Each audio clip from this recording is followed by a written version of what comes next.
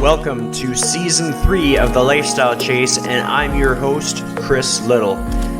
This podcast features high performers who have found a way to live their best life while balancing their health, wellness, friends, and family. To help this podcast grow, please share it on social media, rate 5 stars, tell your friends, and check out the past 140 episodes and counting. You can follow me on Instagram at Christian Liddle and at The Lifestyle Chase. Thanks for listening. Let's get started. Welcome. This is Lucy Hendricks, and today I'm going to be the host of the Lifestyle Chase podcast because I will be interviewing the real host, Chris. Chris, welcome to the Lifestyle Chase podcast. Thank you so much. I'll just give the audience some backstory. So you were first on the show, episode 104, and that was about a year ago. And then I had you back on the show on episode 135, and here you are being the guest host. I have no idea what you're going to ask me. We had a few technical difficulties going into this, but we have prevailed. And we're going to rock and roll. So I will let you take over. Thank you. Yes, I think my favorite part about this is that you really don't know what I'm going to ask you or why I asked you to do this. I think that you think it's about mindful movement, that you've been taking my service, you're getting all these results with your body and results with your clients, but that's actually not what we're talking about at all. So the reason why I wanted to talk to you about this is because I really admire you, and I tend to admire people that are the opposite of me. And the way you show up to the world, from my perspective, is you show up as this person who is very open-minded.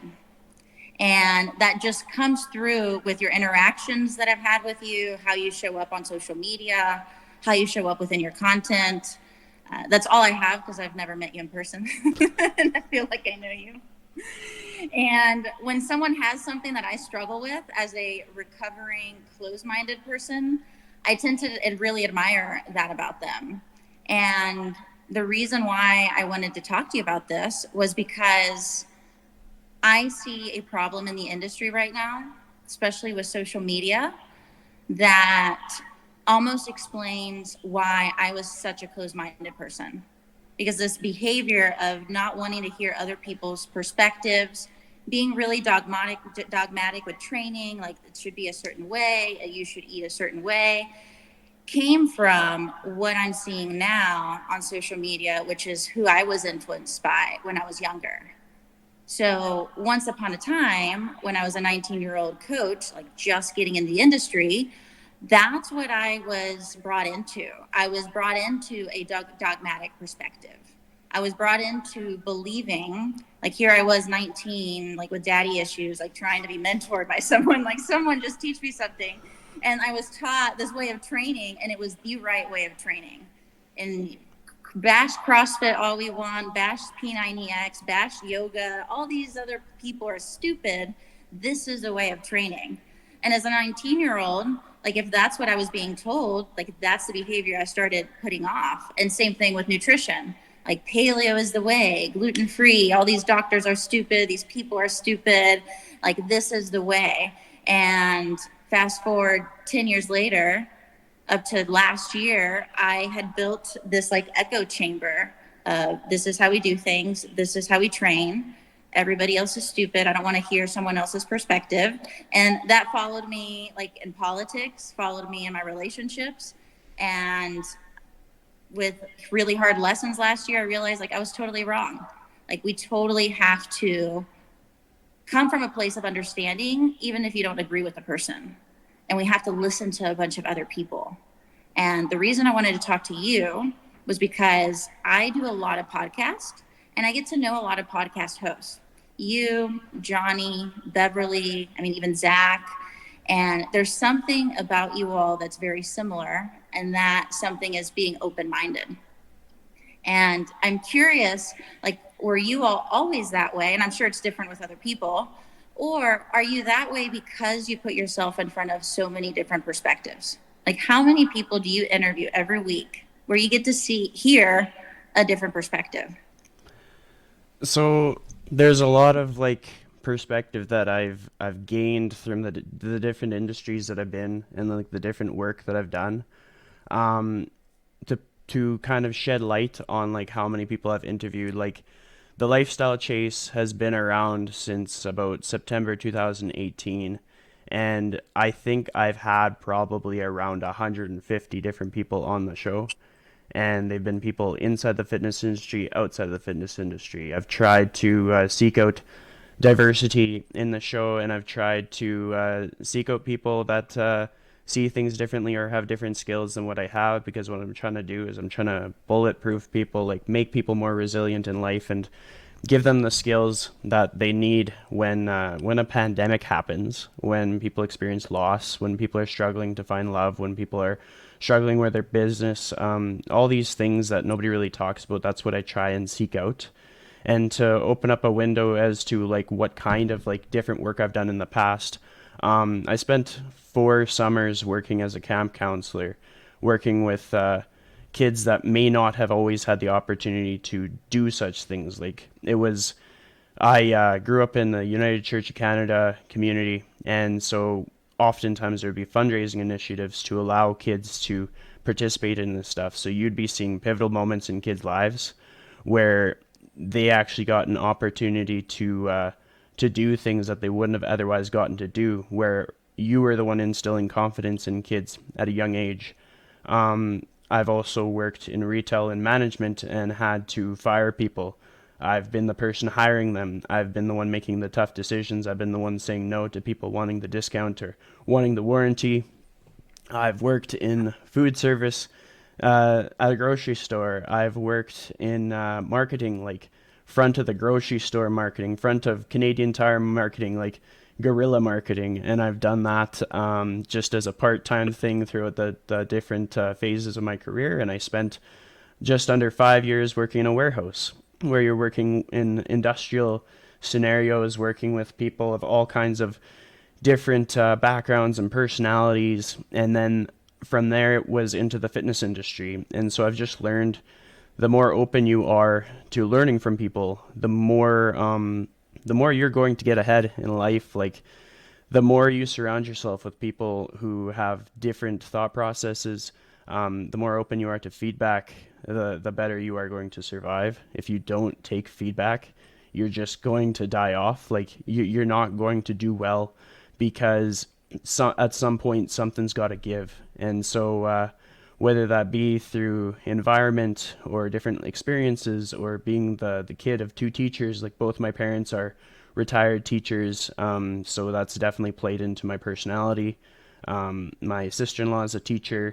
I have lots of close friends who are teachers, and so it's always been like I kind of build myself around my role models, and I build myself around my life experiences, and it's basically anything you can think of I've probably had to do as far as generating income and learning new lessons. And it's just been like, that's been my superpower almost, is being able to see opportunities to learn where other people might just close the door completely. So that was a bit of a rant or ramble, but hopefully that helped.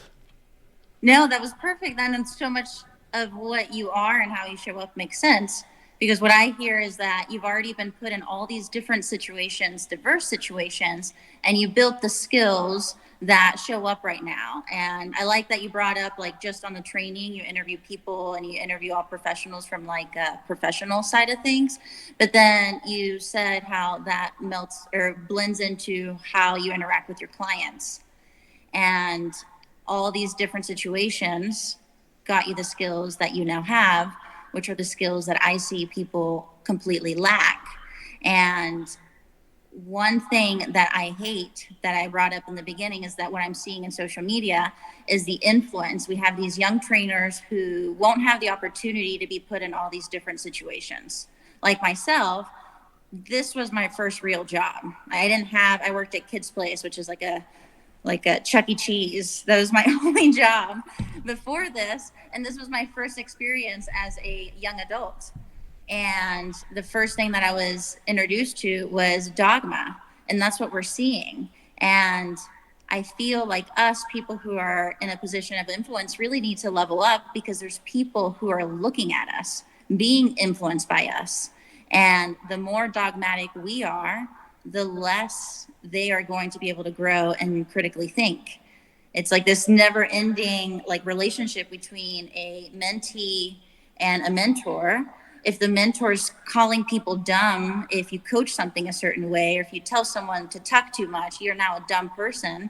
Now that mentee is going to look at that and mirror that behavior and tell his boss, well, you're dumb for coaching that way. And now that person gets fired. And it's what I'm seeing is the influence that these younger generation who are getting in the industry are just not good. They're not learning how to critically think. They're getting really dogmatic, and they almost are building this like righteous way of being.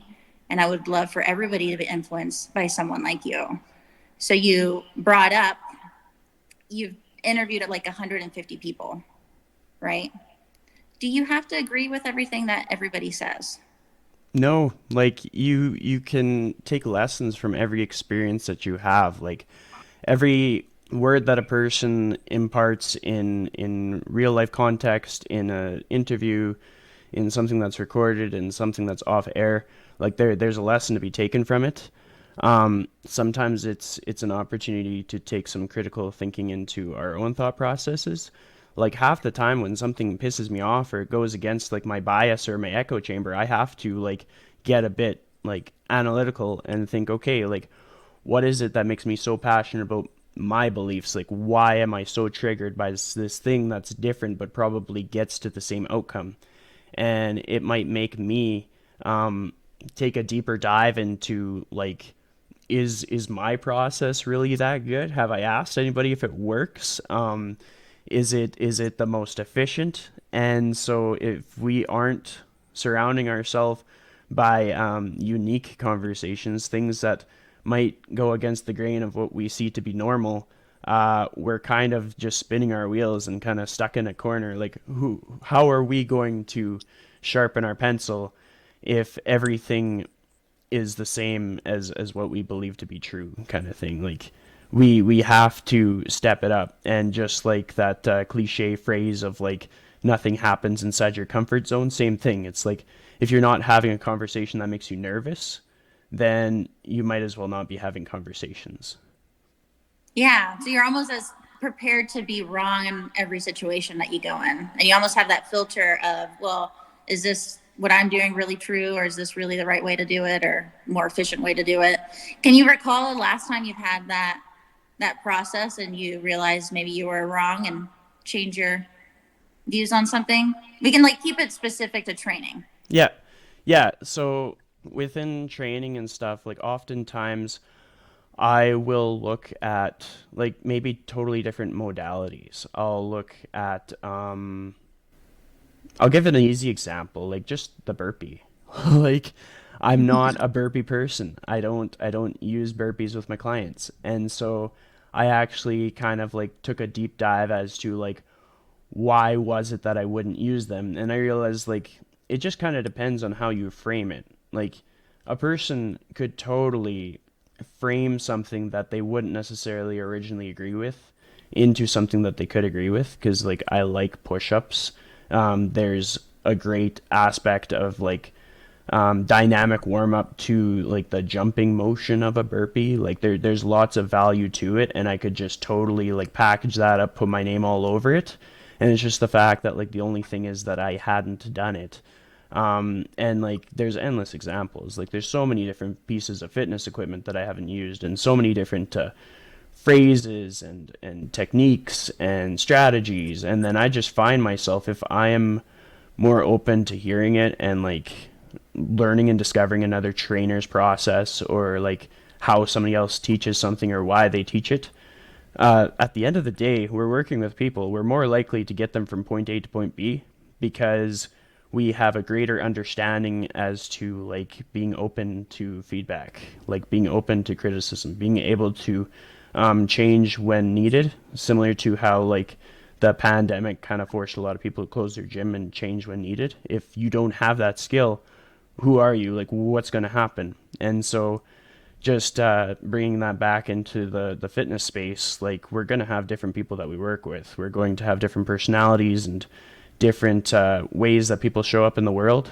We should expect to have to do something different than what we deem to be the absolute truth or the best way to do it. Because if we're expecting it just to be the same endlessly, we're not really calculating for the fact that there is so much diversity in the world and there are so many different ways that people can show up in their life. Yeah, I love that. And how do you think that shows up on the training floor? Do you think your clients who you've had for maybe a little while notice that you're always improving or changing or willing to be wrong? There's one thing I was talking to about with a trainer colleague of mine at the gym that I'm at, and we were talking about like just how we go through a training session. And something that I started doing earlier in my career was like I would ask them for feedback. Like some of my toughest clients who it's like we're just trying to figure out the most ideal workout situation for them, and I'm struggling with it.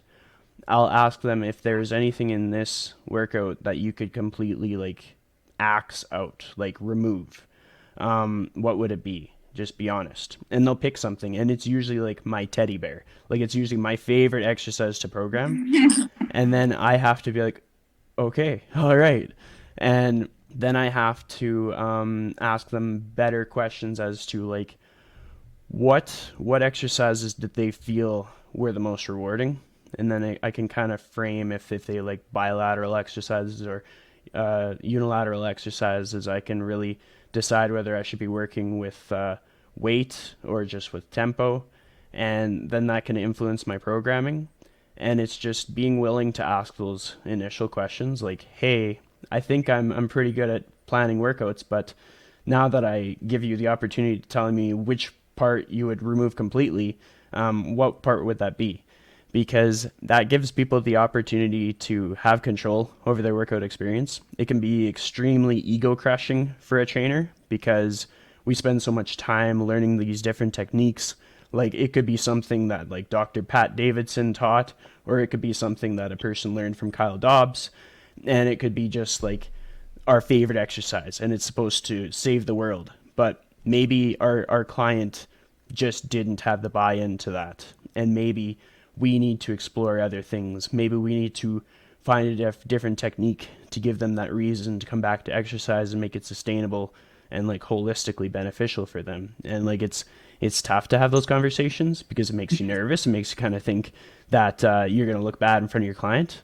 But when clients get used to realizing that you're going to take their feedback seriously and you will make the adjustments necessary to make them feel heard, it's incredibly moving. Like it reminds me of my experience. I actually worked for Lululemon in their customer service department for 3 months, and a big part of that role was valuing feedback, like taking feedback literally, like not just being, oh yeah, your feedback's nice, but actually like taking design feedback and forwarding that to the design team. So if there was like a high volume of feedback that people wanted different sizes would be rolling out. And so those are the kind of the lessons that I've learned from my diverse employment history that I've translated into my training business, knowing that if somebody wants to use a certain technique for their remote training, or if somebody prefers messaging over video calls, like I rolled out my remote training, and initially it was we were going to do weekly check-ins on video calls. And most people were just happy to have like constant access to me over messaging. And in the cases where people benefited from videos, I would just send them a video memo. And so I was kind of adapting my systems based on the feedback of my clients, not just saying, okay, like a business coach told me that this is the one and only way. I just kind of took a look at who I'm working with, what worked best for them, what they were most receptive to, and I gave them more of that. That's so important that you've created a environment where people feel safe to give you feedback, because people are people pleasers. And I have seen different gyms who have a culture where feedback is given like a gift, and they ask for feedback constantly. They're constantly sending out emails, like Mark Fisher Fitness. That's one gym that consistently asks for feedback, not just for they call their clients ninjas, but also within the staff as well. They're giving each other positive and negative feedback constantly, and it's a good thing because that's how you learn how to interact with people and change your ways. But I've also seen environments where feedback is not welcomed, or at least that's not the culture that they've created. And people will go, especially clients, and I've seen it, will go decades without complaining, and they won't complain to a boss, but they'll hold this resentment. They'll always think something is wrong. They'll always like have these little complaints with the staff or people that they feel safer complaining to, but they won't go to that person on top because that's not the culture that you've created. So what do you think you did specifically to create that kind of relationship with your clients where they feel safe to say, I hate that exercise, like let's never do that one again, even though you told me it was important? I think honestly, it's just been just wanting to have like a role in the industry. So like going back in time, like I had a weird, unorthodox start to my career. I basically was trying to get into a role in like a box gym. I was applying for different private studios, private facilities, and it just wasn't really working out. And so it was just like you're trying to build confidence as a certified trainer to get a role. And then if you were to get a role, you're always kind of feeling like the pressure is on, like you could be cut at any moment. My first role was actually, it started off as sort of like a trial internship. It was paid, so I was able to kind of support myself with it, and I was working at a bar at the same time. But I knew that if I screwed up, like I didn't have to be around. Like I could be back to the ground floor just trying to find a new role again. And so I was just, I guess, like I got in this headspace. I was like, I know that if I kind of stay humble about this whole thing and just consider myself a beginner forever, and that's not a bad thing. Like I think everybody should kind of be in that and just adopt a beginner mindset. I know that you can't lose if you're honest about where you're at. Like if you always are in a position where you're open to learning, you can't lose. Like nobody can take you out. Like nobody can like cut you down if you're not running around saying that like you're the smartest person in the room. If you're the most open to learning in the room, then you're in a good position. And I realized early that I was surrounded by people who had different skills than I did. And I was like, well, this actually isn't a bad thing at all because I have different skills than they do. One of the best things that I could say for somebody to do is learn those skills. And if you're unclear about them, talk to the people that are in your inner circle and get them to tell you what those skills are. Get them to kind of shed light on your qualities, things about your personality that make you stand out.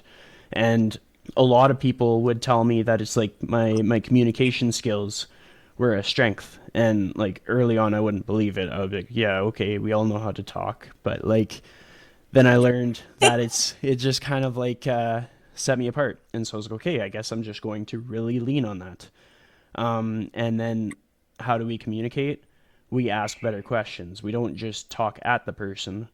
We figure out what is it that really brings them in the gym. Like most of my clients, they relate to me in the ways that like you're not in the gym just for like a physique goal or to hit like a lifting PR, to look a certain way or to achieve something that can be written out in one sentence or less. Like there is like a much deeper meaning. There is a much more like holistic reason. There is just the simple art of just wanting to survive in both mental and physical capacity. And in order to like crack the egg and get through to that and get those like connecting pieces that is going to make that person loyal to you, you have to get really good at like asking the right questions, but also knowing when to just absolutely shut up and wait for them to say what needs to be said. Like there's been so many times where I've just been there and created space at the right time and realized something that was going on in their life, and then also based on past experiences learned how to to create more opportunity for them in their life. Like maybe it's being quiet enough to realize that they weren't getting enough sleep. Or maybe they were struggling with an addiction that they had not brought up before and that they did not expect to bring up to their trainer. There are so many scenarios that are only going to happen if you have the strength of communication and taking feedback and being able to have a conversation that feels mutual and not just one-sided. Yeah. Yeah. Being able to get them to open up. It really is cool how close a trainer can get with people. I think it's a huge privilege to be in our situation. We get to keep them for a long time and you get pretty deep. So getting them, asking the right questions, making sure you're listening, present enough that you're actually listening. But I want to circle back to what you said in the beginning when you started talking about you're always in the beginner's mindset. Because anyone listening right now, if you're in a position of influence, and this is what I talked about in the beginning, we want younger people going into this industry to have a beginner's mindset. But if we, the people who are of influence, are dogmatic and say things like, well, if you do this, you're dumb. If you do this, you're stupid. If you're still doing clamshells or using a band around your knees, like you don't know shit. How is that going to help people be in a beginner mindset? Like it won't. Like it's not creating that environment. What were you going to say, Chris? Well, I was thinking about that because I see it often, and I've even like tried to be like a supportive older brother almost, because like there's lots of people that have like lots of like on the floor experience, but they just don't have that life experience. Like I bring a lot of like life experience to the industry, not more than anybody else, but just more than maybe some people. And in that, I've learned kind of what happens if you don't just kind of sit back and listen and sort of watch and kind of see what happens. Like if you're quick to bark and say this doesn't work, like this is no good, if you do this, like you're failing, like that's not going to get you anywhere. The outcome of that is nothing, it's zero. But the outcome of seeing it, wondering what is the process for that, how could that be positively impacting that person's life, even if it's not positively impacting my life. Or even just, let's say there's something that we see in our day that we just don't agree with. Well, is it going to be helpful to yell, I don't agree with that? Or is it going to be helpful to think about the things that we do agree with and just work on that? Just present our case in a more clear and concise manner. And maybe it could be as much as like people wonder how to get good at creating videos, or people wonder how to get good at creating podcasts or presenting or public speaking. It is simply the art of doing it, putting yourself out there, being willing to be wrong, and being willing to have your day one look like a beginner, as it should. Your day 500 should look like a beginner. It might be a refined beginner, but it's still a beginner. Like if we were all experts, like there would be no point of practicing. There would be no point of like repeating the process. If there was somebody that could be as strong as they possibly could be, there'd be no competition, because we would just know the outcome. We would know that nobody else would ever beat that person because they're just as strong as possibly could be. And there'd be no point of buying new books, because we would have that one book that was the ultimate book of all books. Like I'm just like rambling away here, but it's just everybody that I surround myself, that I learn from, kind of has the same mentality, in that they don't think that their approach is the absolute one way, one size fits all. They know how much work they put into it. They know how much feedback they've had to receive. They know that they will probably update and revise it in years to come. And that's the way it goes. And if somebody was to say it was the wrong way, they would be open to hearing their feedback as to what the alternative method would be. Yeah. And if you, because we're running out of time here soon. So if you had everybody in the industry who is of influence, has a platform, have mentoring things going on, they have seminars all in a room, and you got to tell them it's a piece of advice of how to be, so they can be of influence, a good influence for the people coming into the industry, what would that be? I would say learn the why of as many people as you can. And it's not like some surface level thing where it's like, oh, well, this person, they wanted to help people, and they wanted to help people lead more fulfilling lives. Like, when you learn about people, when you are having this many conversations with people and having like people share like tough moments with you, you learn so many things that open up your eyes and give you reasons to look for more answers. Like, it's just to understand what is going on outside of like the external, and to understand more about people and what makes people different, like to dive deeper into that, to basically, me being a male, for me to learn about like females and how their training experience is different, that's valuable. Like, that's an opportunity. That's something that can not only refine my female clients' experience, but also my own experience, because there's so much, like, so many pieces of advice that come from a female that I can impart not only on my clients, but on my own approach, my own way that I organize, my own way that I think, my own way that I speak and communicate. And if you aren't open to asking a person's why and understanding it and really investing yourself in it, I think that's the key thing. Invest yourself in other people, like, more than just like pumping their tires, but actually understanding like what turns the gears in their head. What do they struggle with, and how did they overcome it? Not just how did I overcome my things, how did my friend overcome their things, but how did this other person that I know nothing about overcome? Am I back? You're Yeah, back. I thought it. Awesome answer. And would you say that's probably the same answer you would give to all the young people coming into the industry? Yeah, young people coming into the industry, honestly, get ready to try your best every time. Like, nobody's ever going to feel like the expert. And I mean, that's almost repeating things, but it's just a lot of people hesitate to start something because they feel like they're not ready. And I will say this right now, if I hesitated to start in the industry because I felt like I wasn't ready, I wouldn't be in the industry. Like, I was like half employed for a good couple months, where I was scrambling for side hustles and jobs and doing whatever I could just to survive. And if I didn't do that, I wouldn't be here as a trainer with a podcast. If I didn't start my first episode in the basement of my buddy's house with a microphone sitting between us, we wouldn't be sitting here having this episode today, and I wouldn't have met half the people that I've met.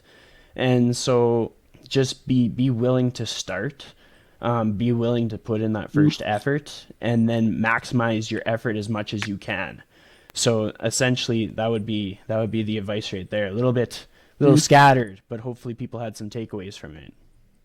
Yeah, people don't realize like what it takes to, or they think things were easy and they don't have everything that they need to start. Like us opening this gym, when I was posting videos of it last year, almost every day I would get 5 questions of like, how long is the floor? Where did you get this? Where did you get this? And this was all put together just by luck.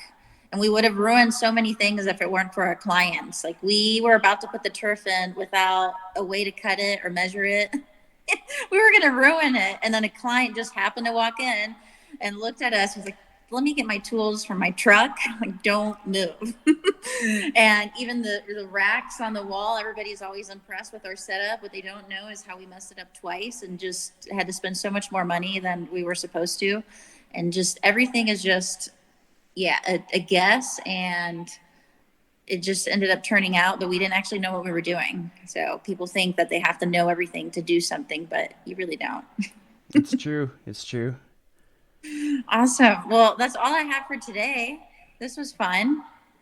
It was a pleasure to be interviewed by you. I had no clue what you were going to ask me. I had some suspicions, but I was ready and I was prepared. And it's kind of like you say, it's like when an opportunity presents itself, you might not know what's going to happen. But if you are like ready to just try your best and put your best foot forward and listen and respond, then you're good to go. And so hopefully people listen to this one and are inspired to check out the past episodes where you've been on the show, and check out your social media and check out your website. Before we close off, is there any parting words of wisdom you'd like to share with the audience today?